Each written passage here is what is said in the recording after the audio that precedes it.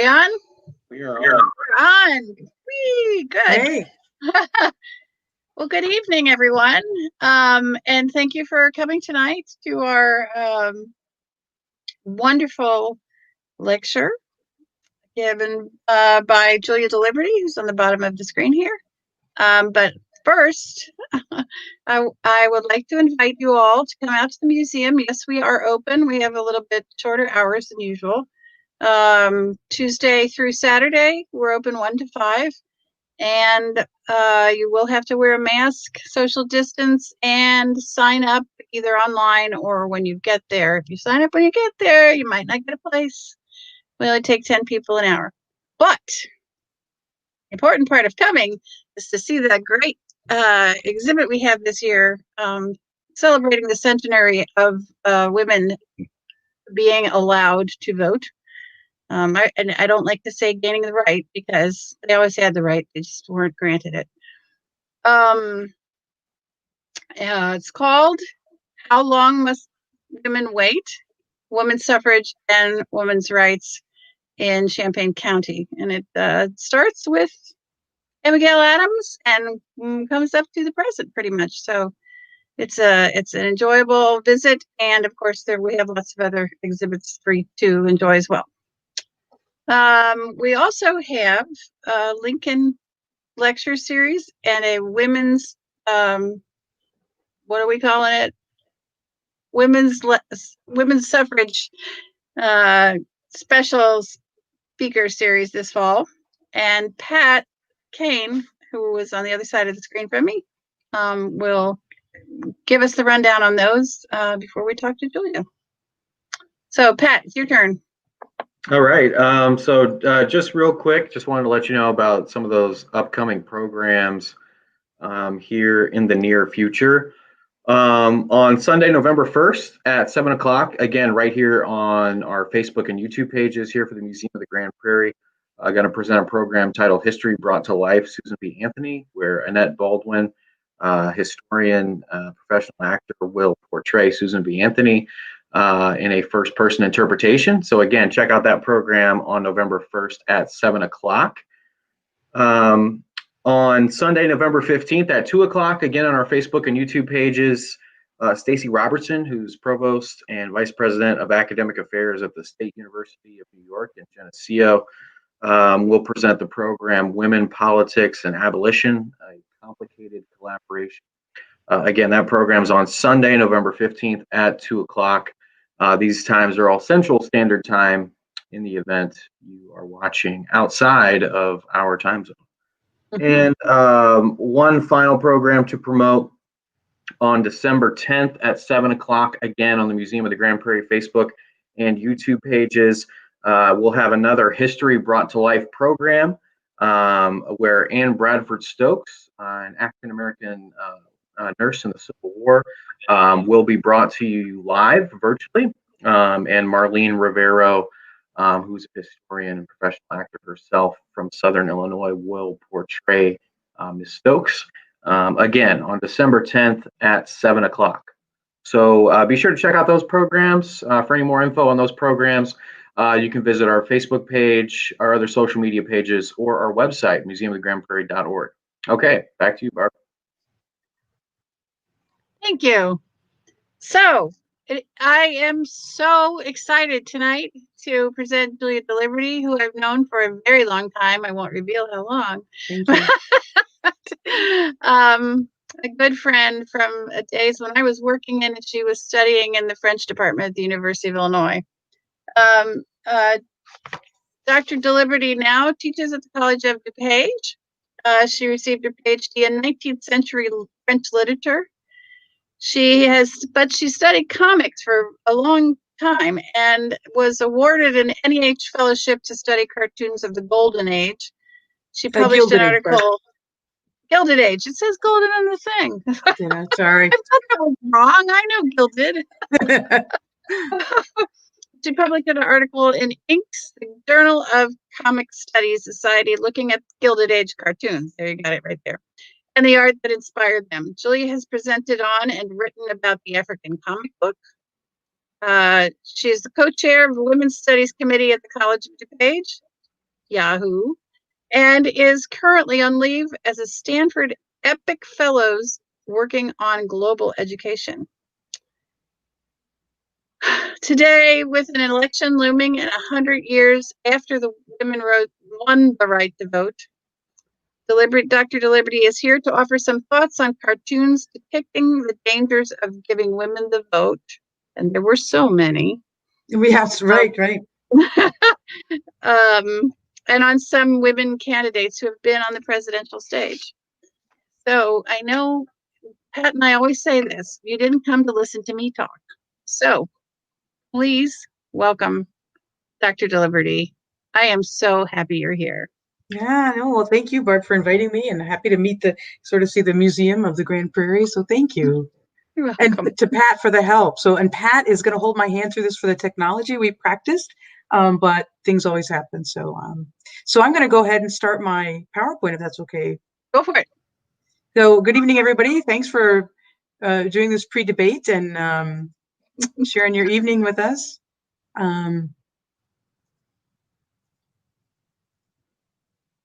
Is it happening? Yeah, can you see it? Nope. Pat. No one can see it? Can't see it. Yeah, not seeing it. Oh my goodness. So I did exactly what we did the last time, Pat. Let me try it again. I'm going to share my screen. I'm going to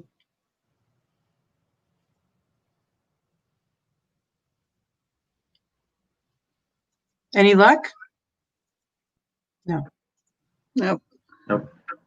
Okay. I wonder if you could try sharing your entire screen again, Julia, and then. That's what I was doing, actually. Oh, really? Okay. Yeah. So let me. Good heavens. So I'm sharing my entire screen.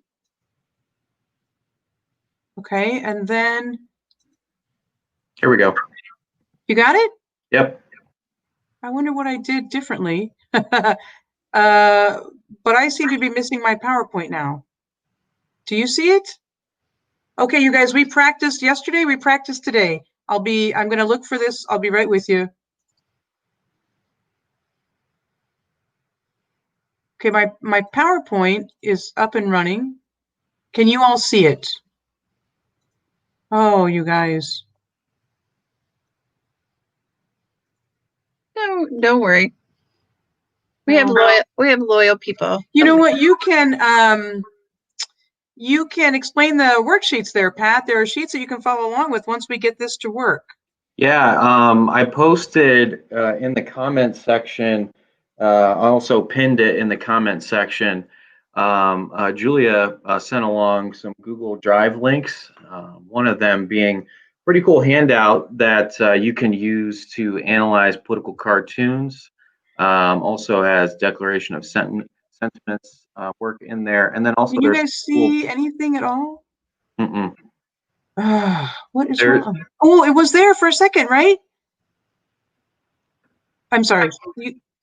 Oh no, that's fine. Share your whole screen again.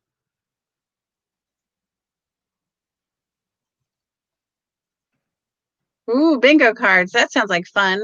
Yeah, there's some bingo cards in there too that Julia created for tonight, so you can use those to follow along with tonight's program. You guys, I have logged into Brave with this thing. I'm gonna log out. I'm gonna log in through Google. And audience, people's participants, we really practiced this twice, so I'm really, but I'll be right back. Okay. Well, it's not. Let's welcome the people who have come to see this. Right, we see Holly Nordhagen is from Champaign. We got Carol Camp from Loda. NB Kennedy from Hopewell, New Jersey. That's awesome. Yeah, thanks for tuning in from all the way on the East Coast. Laura Chance Keller, who is from Champaign and has loaned us some of her wonderful stuff for the exhibit. And Kara Day, who says no, not yet. So probably was about the PowerPoint. Hang on, folks. We had technical difficulties before, and we usually can solve them. So please appreciate your sticking around for a few minutes. Oh, yeah. Oh, Kara's from Muhammad. Thank you for telling us. We really appreciate everybody being here. And Yeah, and if you have any questions too, this talk is about political cartoons and suffrage. Any questions that if you have any right now, feel free to write those down in the comment section. They may be answered in the program, or we could even address them towards the end. Just think of those questions as well. Julie is back. Again, though, the PowerPoint seems to have disappeared. I wonder if I could email it to you, Pat. Sure, yeah, go for it, and then I can pull it up.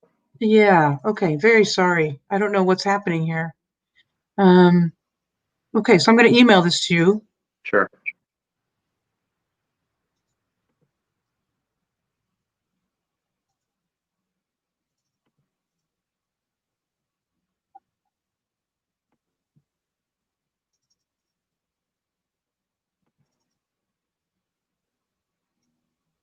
you may, this is for the audience. You may have noticed that if you haven't already joined been a friend of the museum on Facebook or Instagram or Twitter, I don't know. We just don't think we can do enough. We have been posting every day for the last several days. We're counting down to the election, so we've been posting local women's suffrage information there. And today we had a great cartoon where women were filing. It was published on election day in 1920. Ugh, I got it. Not 20. Did you guys Go ahead. When you're done, Barb, we'll go ahead and just do our Seneca Falls trip before the cartoons, when you're ready. Okay, cool. Well, it's just a great cartoon because it was two women standing in line at the polls, and one was saying, how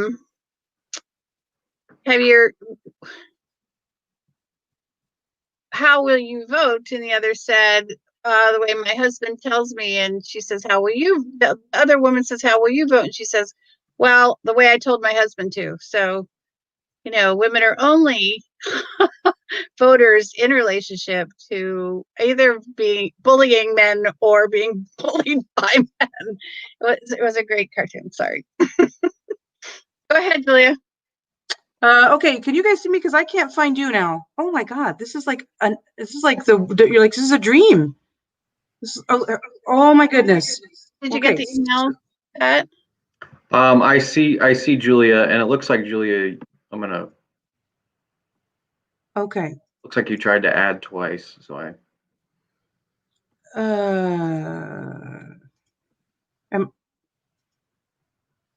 Mark Roberson has joined us from Lincoln, Illinois. Yeah, thanks for coming tonight, Mark. Appreciate it. Okay, well, and yeah, wow, this is just so distressing. Okay, now I'm trying to, here we go. Can you all see this? Here we go. Got something, Julia. Yep. Okay. How do I make the screen now, Pat? Okay.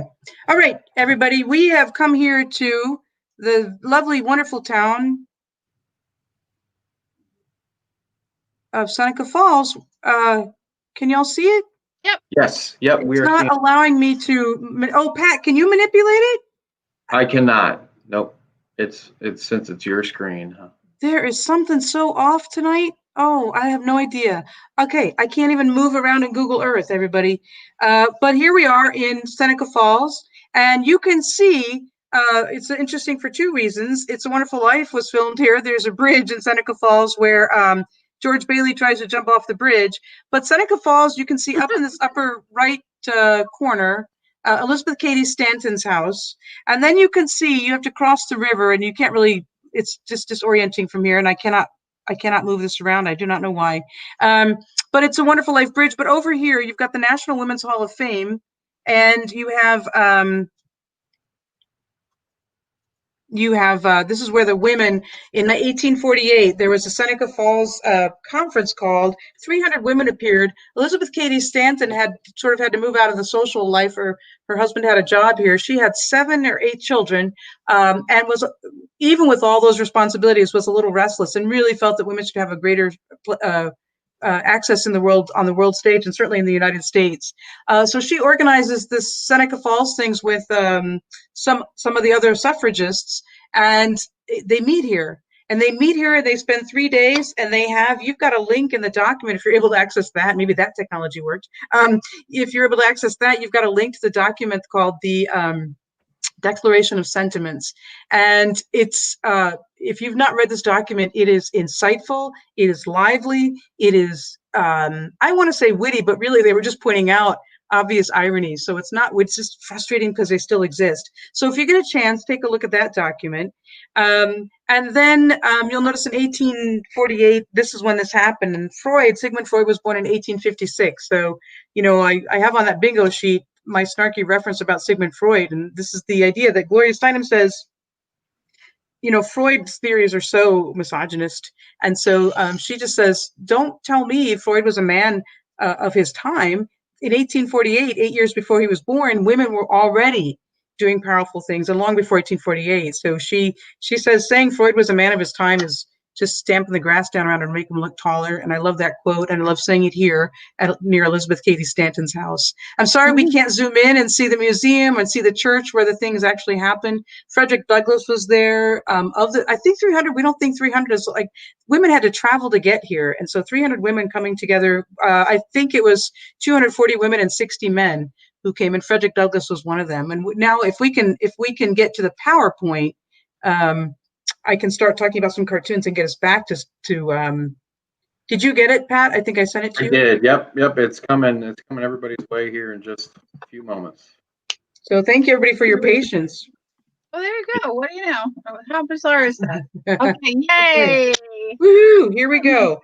We might have to miss a couple. Okay, so here we have the dangers of giving the women the right to vote is what I titled this, because you can see in these cartoons, and most of them, not all of them, you can see some of the horrible things going to happen if women get the vote. You're going to see things like down with man, right? Not the man. That's a whole different protest, right? But the caption here says, at the suffragette meetings, you can see some plain things and hear them too. You can't see the bottom part of that. But, and so you'll see, this is like at a time when the worst thing you could be was unattractive, because God forbid some man be stuck with you. And you see the second sign there, husbands for old maids, because how horrible would it be if a man couldn't pick a wife based on her beauty? And of course, only unattractive women were interested in thinking and getting the vote. So the poor man. Pat, would you hit the next slide? Yes. Here we go. Yeah. So I love this. This is The Age of Brass, or The Triumphs of Women's Right. It's a Currier Knives lithograph. And who are the candidates you're supposed to vote for? Susan Sharptongue and Miss Hangman as they run for office. And I love it that Susan Sharptongue in the center there with her hat and her broom, so vote for the celebrated man tamer, Susan Sharptongue. And it's funny because even today we talk about this mansplaining, and any woman who tells a man, I'm speaking with a broad brush here, but when women complain about mansplaining or say to a man, I already know that, well, again, she's Susan Sharptongue, right?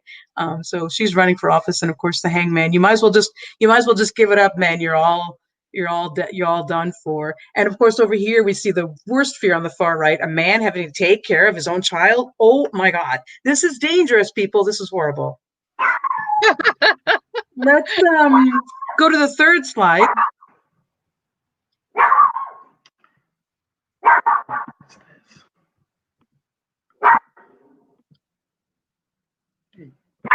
Keeps wanting to. Okay. There we go. Okay. So this is the idea that thinking is the only thing that doesn't make you a woman. You see the very first one, it says, this doesn't unsex her. And of course, you see these women doing really laborious tasks here. So she's scrubbing floors on her hands and knees. She's a nurse. Think about the irony of this. Women couldn't be doctors because they'd faint at the sight of blood. first, not only is there a monthly implication of that, but also they're cleaning up the wounds and they're cleaning up the blood from the patients. So this idea that even that doesn't unman her, the fact that she can handle blood and things. Working in a factory doesn't, I'm sorry, unsex her, not unman her. And so all these things that women do that don't unsex them, except the last thing is going to vote. And suddenly they're no longer women and they're no longer desirable. I'm going to have you guys take a look at the next one. And Pat, if you wouldn't mind going to the next slide. If I'm just going to have the participants in the seminar just look around this for a little bit. And if you can, think of some, if you have any comments you would like to make about how this shows the dangers of giving women the right to vote, would you post those in the comments and then Barb or Pat will read them to me? I'll give you a couple of minutes to do that.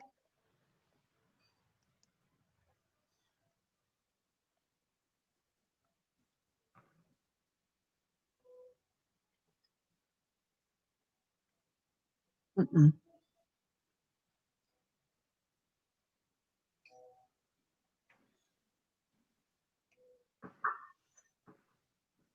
Anybody have any thoughts yet?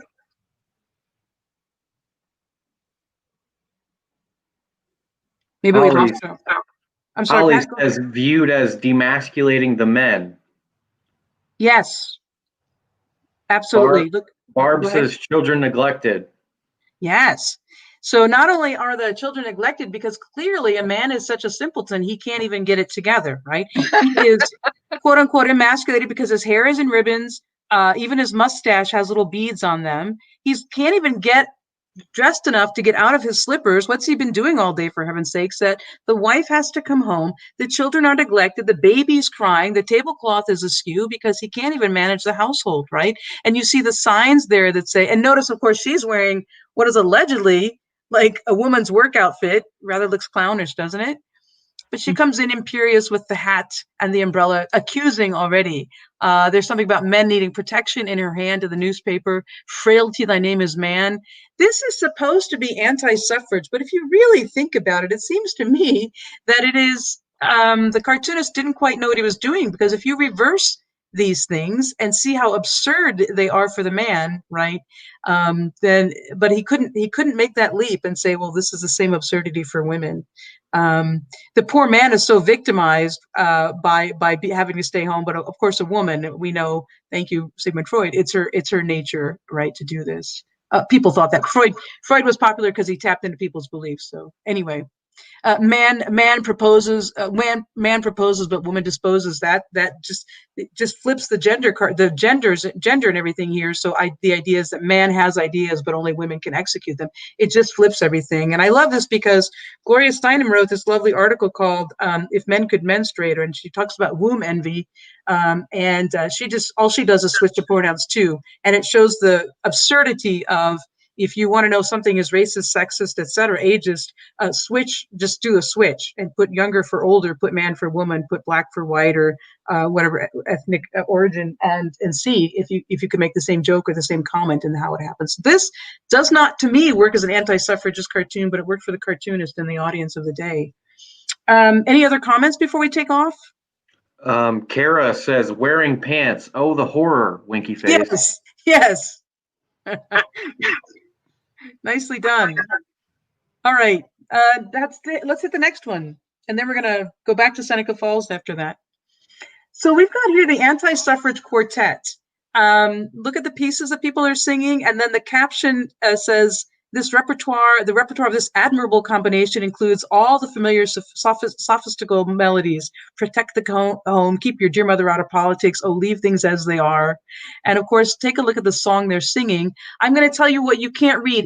Each member on their shoulder is wearing, except for the woman, is wearing a sash. And starting on the far left, it says white slaver. That's the man wearing the mask. We don't want to know who he is because he could be somebody respected in the public, but he's a white slaver.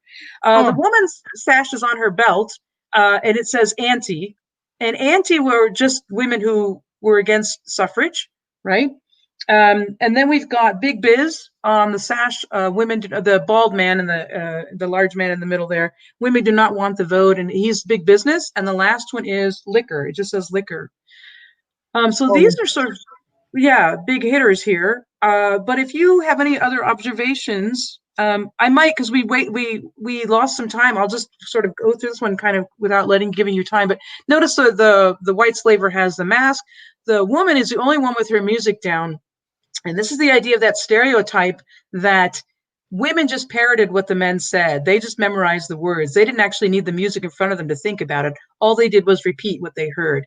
Because this actually isn't an anti-suffrage cartoon. It's a pro-suffrage cartoon. I'm sorry, I should have set that up well. And so this is kind of complaining about who's against suffrage. So big business or places where there's money to be somehow think they're going to lose money by giving women the right to vote. So let's move on from there too. That's actually one of my favorite cartoons, and I'm sorry I didn't set it up as pro-suffrage because anyway. Here we are then. We're going to head back to where our field trip started at Seneca Falls. And you can see the declarations of sentiments. Obviously, it's not the real one. But there's some dates that happened.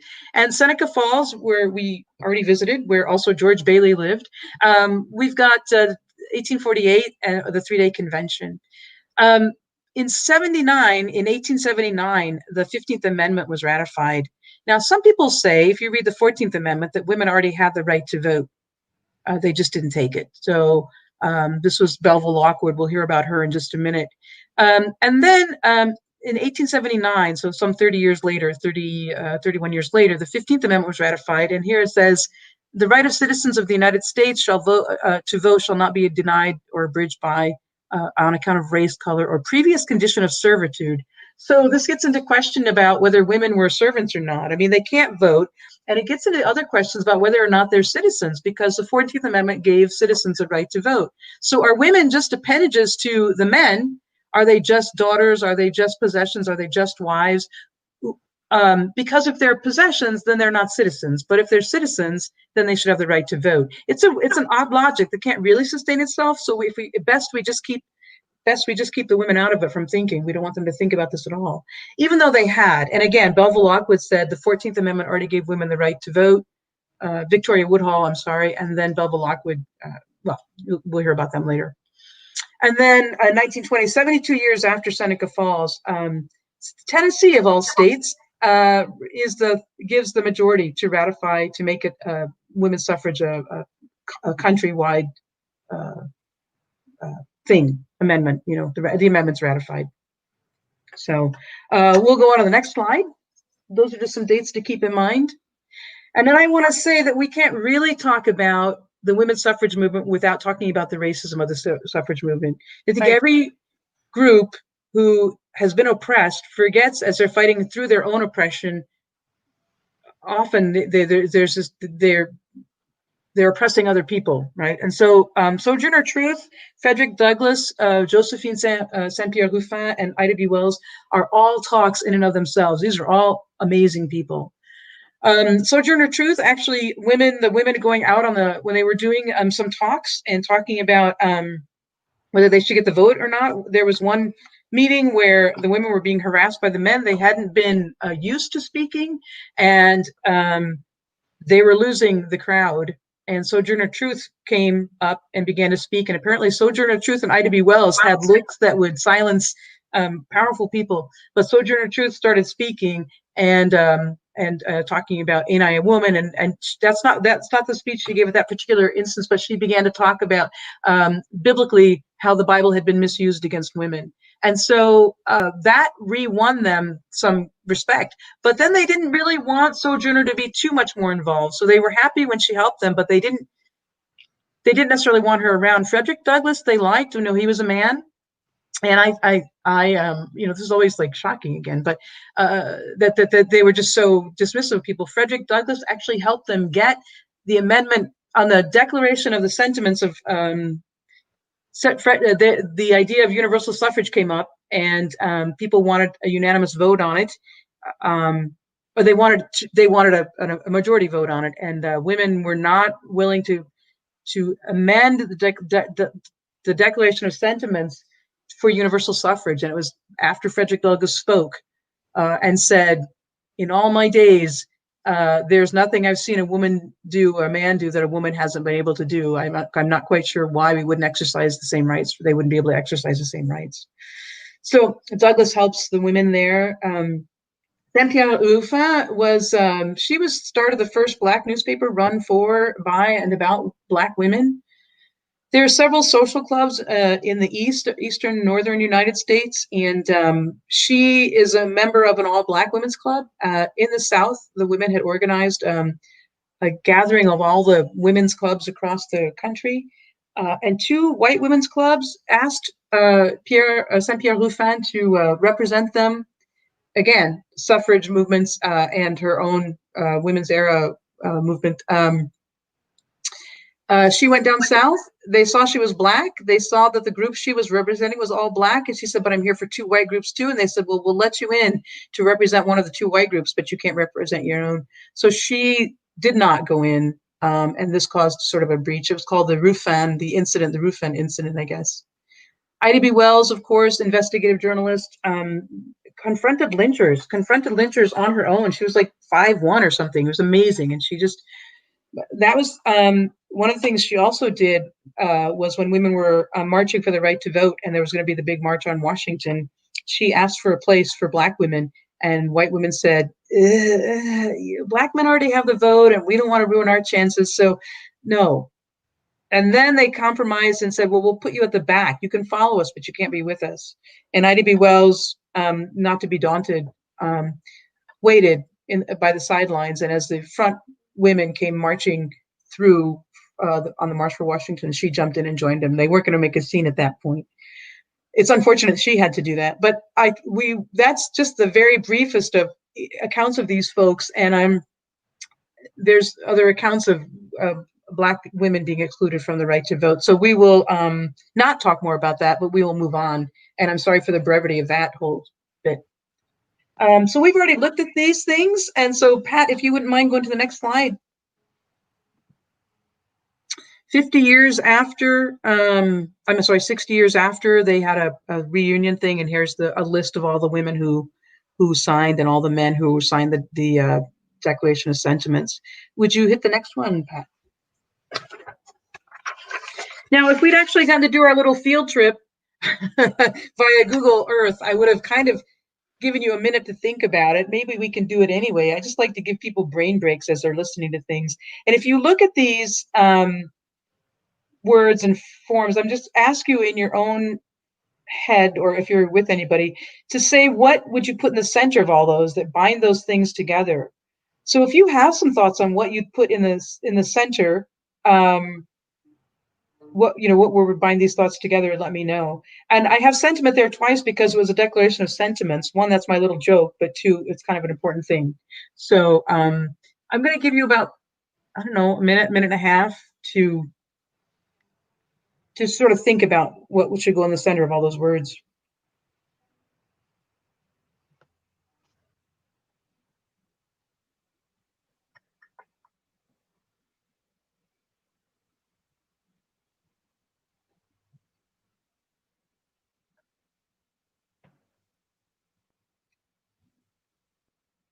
Any suggestions? We got one from Barb. Barb says Stanton. Stanton, you'd put her in the center? Okay. She was force. Yeah, I think you could there's a lot you could put in here. Women, suffrage, vote, oppression, breaking free. Let's move on, shall we? Map time, not nap time. Don't go to sleep. We're going to look at some maps. This is a map of women's suffrage in 1908. If you take a look, you will see 4 countries and 4 states have given suffrage to women. Granted them, I guess. I actually agree with Barb. The very first country to give women the right to vote was New Zealand in 1893. So that's like the year of the Chicago World's Fair. Australia, Finland, and Norway. It's funny because we think of Sweden as so advanced, and yet they didn't come till a bit later. So if you would skip over to the next slide, Pat. These are 15 countries that gave women the right to vote before the United States did. And so this is an expanded map. You can see the year on several of these, and you'll see some countries have a star by them, and that indicates that, for example, the Canada granted women the right to vote in 1917, but it didn't officially take place until 1918. So the same with the United States, 1920. So sometimes you'll see a star by that tells you, but you'll see again, New Zealand was the very first in 1893. If you look at the next slide, we've got another cartoon here. And don't look at the left, it's too many words, but I just wanted her information there. The carpet knight, quote unquote. And so we have the president of the Congress, Senate, Parliament, right, saying, well, gentlemen, how do you like the new pattern? And Kate Shepard had spent 7 years collecting 31,872 signatures to give women to allow to take a petition to Congress or to the Parliament. And so what I find fascinating is this isn't, you know, today we go on Facebook or whatever social media you use, and they say sign the petition and you put your email there. This is New Zealand. Now, first of all, you're thinking, were there really 31,000 people living in New Zealand in 1893?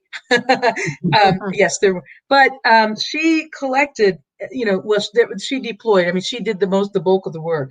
These petitions get submitted, and it was done in 25 wheelbarrows, I believe it says, in a wheelbarrow, not 25 wheelbarrows, but it was 25,000. 31,000 signatures. So, of course, again, he's saying, well, gentlemen, how do you like the pattern? And of course, the pattern of this is signature after signature after signature after signature. So kudos to Kate Shepard. Maybe without her, it would have taken us longer to get the vote. Pat, would you hit the next slide?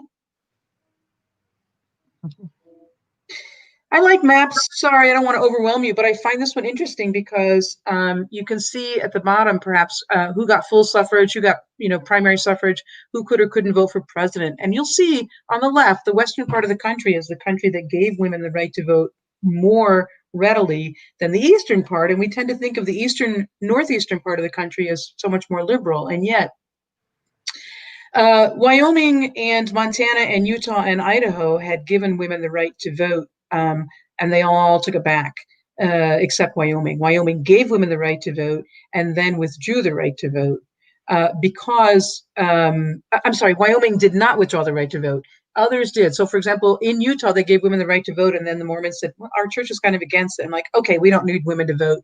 Wyoming consistently gave women the right to vote. Wyoming has about the same number of people as the number of signatures on the New Zealand petition, right? Wyoming and New Zealand gave women the right to vote for the very same reason, which is there were so few women. They thought if they gave women the right to vote, women would flock there for their independence. I'm not sure how that worked out, but that's why in Wyoming, Wyoming never once withdrew the vote. New Jersey actually gave women the right to vote first, and then they took it back, and then Wyoming did give women the right to vote and kept it. I've said that 5 times. We'll move on to the next slide. Sorry. Then we have a painting of somebody painting another map of suffrage. And this was on the Museum of the Grand Prairie, website too, or in their exhibit. Illinois was the first state east of the Mississippi to give women the right to vote. And we also ratified the 19th Amendment, right? Beating, it says Wisconsin by 1 hour. If you read the Wisconsin side of this, it's like the Bears-Packers thing. Wisconsin says they actually beat Illinois by 10 minutes. So, you know, I'm using Illinois' information. So it says we're first. The timeline of women's suffrage is not clear. And we're going to take a look at a Mississippi cartoon on the next slide. Got it. So if you, what Mississippi did, Mississippi wanted to give women the right to vote. You know, people were worried about giving women the right to vote. And then actually an abolitionist up north said, if we give women the right to vote in the South, they'll just do what their husbands say, and we won't lose Black men having the right to vote. That was a sort of his argument for it. And for giving women anyway, in Mississippi, they gave women the right to vote because they didn't want to look bad. But then in the North, the day before, Another state, I'm sorry, I don't remember which northern state it was northeastern one, actually had given women the right to vote. So Mississippi said, oh, well, we don't look bad now. The Southern Democrats didn't want to look undemocratic. But of course, we know Southern Democrat means racist, right? But so they took the right to vote back from women. They did this twice to women. They gave them the right to vote twice, and then they took it away twice. So you've got the man wearing his Mississippi hat, and the woman startled to see she's going to reach down for suffrage, and he's going to yank it away again. So I think that cartoon is speaking not about anti-suffrage, but about anti-Mississippi. I have that Nina Simone song in my head that has the title Mississippi in the title. Pat, would you head over to the next slide? One more, and we're going to then start talking about some political candidates for a minute and some of their current images. Nina Allender is the cartoonist here. Nina Allender was an artist, and Lucy Paul, who was one of the famous suffragists, said to her, "Work for our movement. Don't go practice art elsewhere. We need you. We need somebody who can draw women in our movement." And so Nina Allender, just look up her. She's a presentation all of herself too, but she drew these lovely images of the women's suffrage movement. This is just two of many. But if you look at the left, you'll see that we have state equal rights, and then United States equal rights, and then world equal rights. So once women had gotten the right to vote, Lucy Paul then says, well, we need we need equal rights across the world, not suffrage anymore, but we need, equal rights. So she actually also, after women get the right to vote, or, granted the right to vote,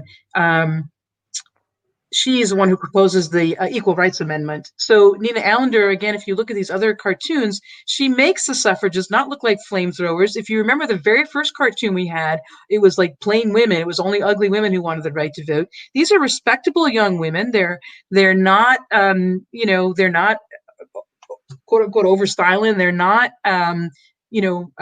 militant. They're just regular citizens asking for what everybody else has, right? What men have. I guess everybody else doesn't have it yet. And if you look to the right, Woodrow Wilson sort of kept promising suffrage and wouldn't do anything about it. And so you'll see that this is right at a cartoon of 1918. Germany loses the, World War I, and it says even Germany surrenders to democracy. 34 senators defy a democratic world. So we've gone and allegedly fought for democracy and defeated those who are against it, but in our own country, we're not practicing it. I think that's a really powerful cartoon. It's kind of the same argument Muhammad Ali made in 1970, whatever, when he said, why should I go fight in other countries for rights I can't get myself? So that same idea. If you would hit the next slide, Pat. We're going to change directions here. I'm going to stop talking just for 30 seconds and let you take this timeline in, because, again, I want to give you your brain a break. I don't think you have little brains. I want to give your brain a little break, not your little brains a break. And take a look at this. Take a look at this lineup here of these women. If anyone has any comments, feel free to share them in the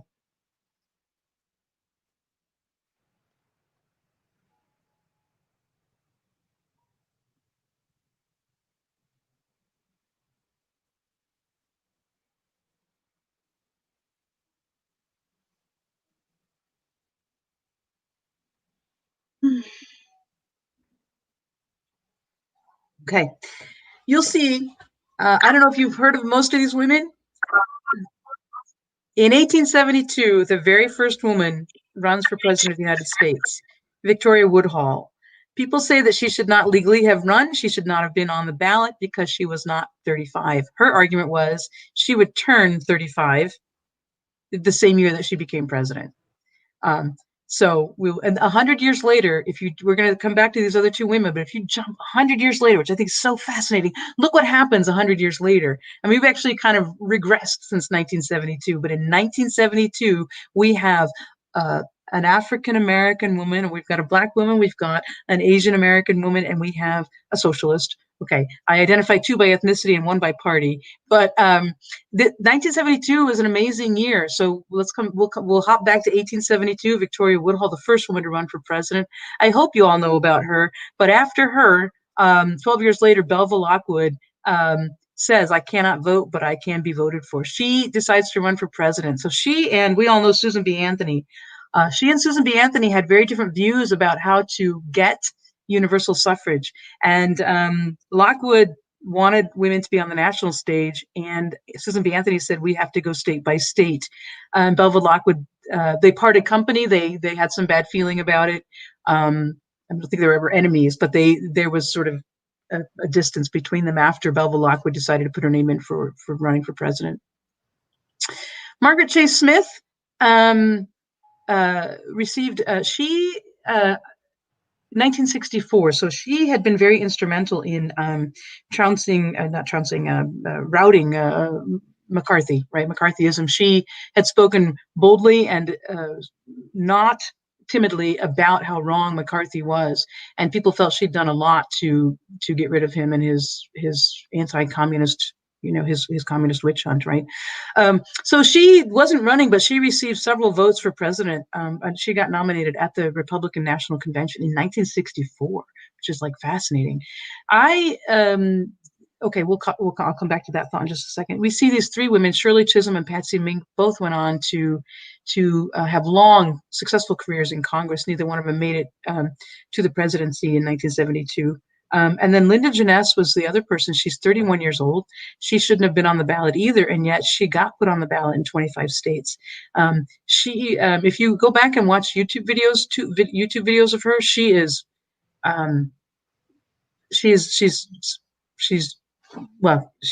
clear and soft-spoken, and they're trying to, it's just you should watch her.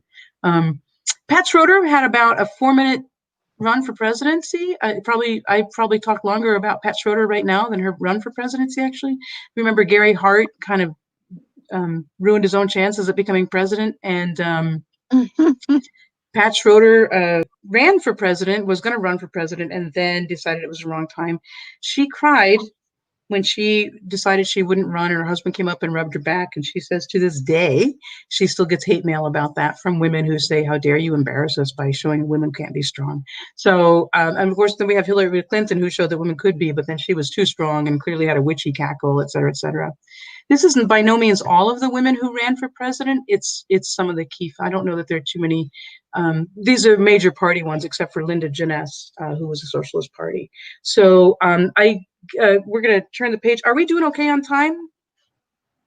Yeah, we got about 10 till 8 where we're at. Okay. So we're going to skip this. If you would go a couple more, Pat. Skip another one. That's my favorite, but we'll come back to that if we have time, which we won't. Keep going.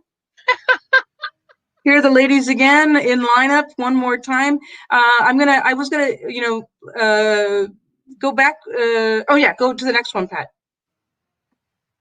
So here, we're gonna do this. I mean, if we were in a class, I'd make you go into groups and do this. But I guess I'd like you to take a look at these images. And I say, if these were the only images, if this were the only information historically preserved about women who are running for, I put Kamala Harris in here. She's not running for president, but she's vice president. I mean, she's running for vice president, right? So anyway, if these were the only documents and words we had about women years from now, what would we think about women? So I'm going to have you just look through these. If you feel like making some comments, do that. I'm going to stop talking for a minute so you can think.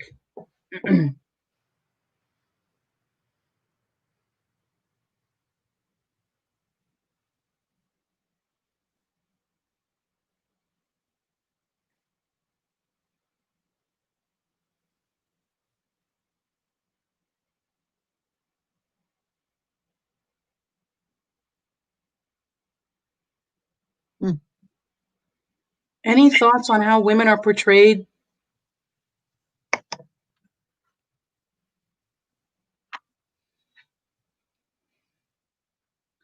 I did this presentation last week, and some of the comments were that women are either emasculating or we've got Margaret Chase Smith, sort of stabbing McCarthy and his underlings. We've got Victoria Woodhull. I don't know if you can see that very clearly. She's got horns on her head and bat wings. She's bat out of hell. I hope you don't have that Meatloaf song in your head. We have Patricia Schroeder crying. So women really, you know, we've got the whole gamut from sort of being weak or too strong, right? I think Victoria Woodhull comes off worst here. She's from the Free Love Party. It doesn't mean you throw your keys in a bowl and go home with whoever keys you draw. That's not what she meant. She meant women should be free to marry and divorce who they love. And you've got behind her a woman saying, "Get thee behind me, Mrs. Satan. I'd rather have my drunk husband and these children than live your life," right? I'm going to live a godly life of sort of being oppressed, and you are clearly the devil trying to tempt people with the wrong things. I think Margaret Chase Smith, I look for cartoons about Margaret Chase Smith, and I looked for cartoons of Patsy Mink and Linda Jenness. They're not mean-spirited at all. I mean, which I think those come a bit later. I mean, Thomas Nast, way back for Victoria Woodhull, pretty unpleasant there. And I think that Kamala Harris is coming off fairly well in the news. I mean, the cartoons that, you know, I found. But so who do you pick to run against a racist, misogynist crook? A black female prosecutor. And I think that portrays her as in a fairly strong light. Let's do the next one. By the way, that I sure as hell prefer Raquel Welch to Shirley Chisholm came from Red Fox, and I felt disappointed.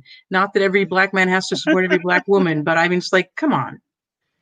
So the same question, it's a different tenor. And I put Elizabeth Warren here too, because she was sort of on the presidential stage also for a minute. But we've got I put Victoria here because you guys were going to be in different groups or originally, right? But if you look, I think that the portrayals get a little harsher. And you'll see that women become sexualized. So even Hillary Clinton, who's so powerful, still has to, you know, bow down to a man and kiss a ring, but it sort of, you know, looks like fellatio. I'm sorry, I had to whisper on that one.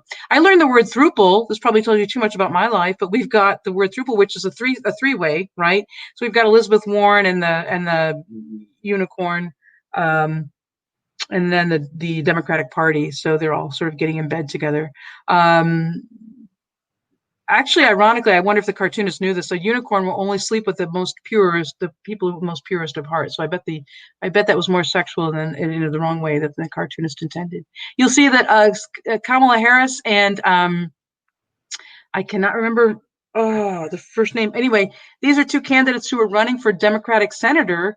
Two Democratic women senators in a district in California, and of course, it shows them having a cat fight. And not only are they having a cat fight, but they're just saying the same things to each other. So clearly, you know, they're unsuited to be presidential material or congressional material. Belva Lockwood was deemed to be a puppet to the party and to do whatever the president wanted. And if you go to the next slide, and then go to the next slide. And go to the next slide. Sorry. Okay.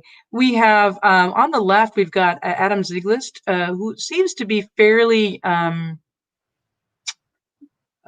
say even-handed. Other people say democratic. But if you look to the right, I'm horrified to show you this cartoon. I'm not going to show you any Ben Garrisons of Kamala Harris, but I haven't looked because I'm afraid to look at what he'll do. He doesn't like women, I don't believe. And anyway, but if you look at this, is a paper owned by Murdoch in Australia, and it says it's time to heal a divided nation. We've got Biden saying this, and he says, "So I'll hand over this little brown girl to you while I go for a lie down." And I'm sorry to share that cartoon with you. I think it's a horrifying cartoon. It has all kinds of implications about racism and I say rape and this whole notion of massa and the property, and I find it sickening. The former Prime Minister of Australia wrote to the paper and said this is obscene, and of course Murdoch defended it and said it's just a cartoon.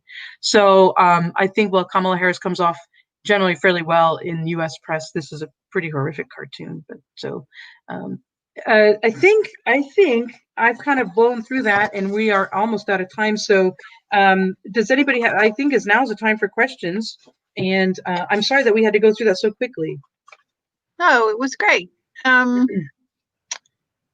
had a couple of comments. When you were talking about Ida B. Wells, she was from Illinois. Yes. Which is an important detail.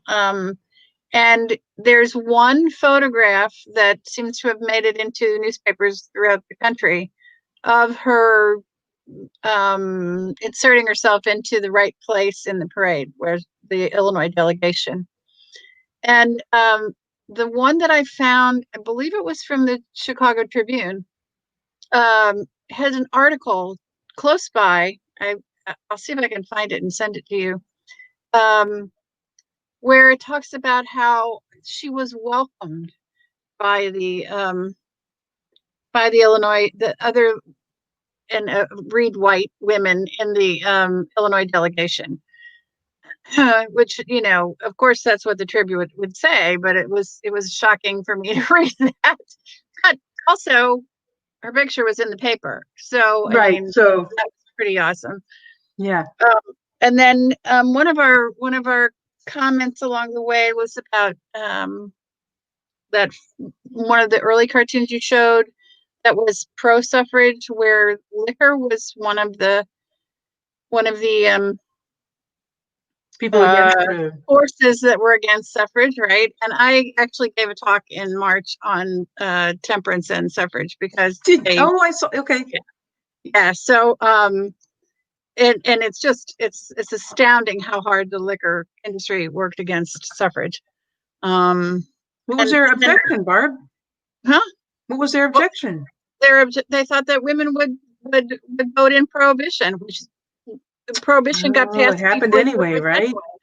Interesting. But they thought women, because women had been given the ability to vote for home issues before that, and guys drinking up their paycheck is ruining the home. So they thought that women were going to get the vote for, and it was astounding how much money they spent to, and how nefarious their methods were to put down suffrage. And well, and it's interesting because I'm thinking about that cartoon too, and the abolition, the white slaver, of course, because the abolition movement was led and mostly carried out by women. Yeah. Right. Okay. Which we're going to have a lecture on in November. So yeah, that one was beautiful. And I mean, they were all great, but tied in very well. And I really appreciated you showing both sides of the Kamala Harris thing. I thought that was great. Thank you. And I think cartoons can go either way, and you have to really be careful when you're looking at them. Yes. And I appreciated your laughing at my jokes too, so thank you. Oh, sorry, I didn't know I was on. Okay. All right. I'm guessing people have gone off to watch the debates. Well, no, we have did I miss hearing about, was Nina Allender need to fill in a bingo spot? Somebody's doing a bingo thing. Nina Allender, she did the cartoons about, she's the one who drew the cartoon that said, "Oh, we can win the war in Germany, but we can't have rights here." And she also worked, Lucy Paul said to her, "Come on and draw these cartoons for our movement." So. Oh, she's the one. Okay. Yeah. Yeah, I may have missed that. Also, you encourage people to go watch the one exhibit video. No, the video of the socialist candidate. But honestly, I would go listen to Shirley Chisholm too. She was a powerful speaker. I guess I forget, and I assume, and I write wrongfully, I guess. I just assume everyone has heard Shirley Chisholm. I don't know how you can make it to this far in life without it, so it's true. Everyone should, yeah. And Patsy Mink was impressive, and I think nobody knows about her. So yeah, I honestly had never heard of her before, so that was cool. Holly was really excited because she could fill in her bingo now. Oh, I'm glad to hear it, Holly. Oh, good. So you were here for the snarky Freud reference, I hope, then. Well, really appreciate you coming and giving this talk. It was great. Thank you for having me. I had a couple of other things on my notes because I love this topic so much, so I'm gonna say them. Frederick Douglass was the only man to speak at Seneca Falls, which I thought was really cool. Yeah, cool little tidbit. And he also said that he supported women because they had been so involved in the abolitionist movement that he felt that they were, that he owed them. He didn't do it out of debt, but he just felt like he was always grateful for that. Yeah. And then, but they had kind of the Stanton and Lockwood, Anthony and Susan B. Anthony had kind of a falling out with him in the over the when Black men were allowed to vote in the 15th Amendment. Yeah, right. I mean, that again, once again, but I know because they felt pushed aside and disenfranchised, and then again, you get people fighting over the little crumbs that exist, right? And then everybody else is making big decisions around you about your life, but you're too busy fighting for that. Yeah. But then when Frederick Douglass died, Elizabeth Cady Stanton wrote a letter that was read at his funeral, and it was just beautiful. So they clearly kept up with each other, and he continued to support them, even though they were a little grumpy with each other. Yeah, right. The difference between civil discourse or disagreement now and then, right? Right. Yeah. That is absolutely right.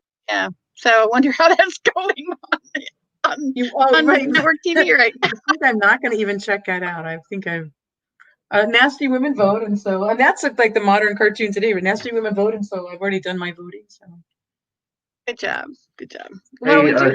Hey, Julia, I had a question. Because you said like behind you that's our current cartoons today. Because I feel like we don't see as many political cartoons. I remember, growing up, we would analyze them in class, but I feel like it seems to be less and less. Do you see any other forms? I mean, I was thinking about like memes and stuff. Do you have any thoughts on, the transition of, I guess, just the imagery from political cartoons to memes to other things or anything like that? I think the transition is just because the technology's there, so anybody could do it. It's really hard to draw a cartoon if you're not skilled, right? But a meme, you can take some already existing art and throw a caption on. So, I think it makes it accessible to everybody. It's more universal, and they're just as quick and they're just as witty, right? A really good meme is worth a good political cartoon, right? Well, do you have thoughts on it, Pat? I mean, I was just curious. It's just interesting to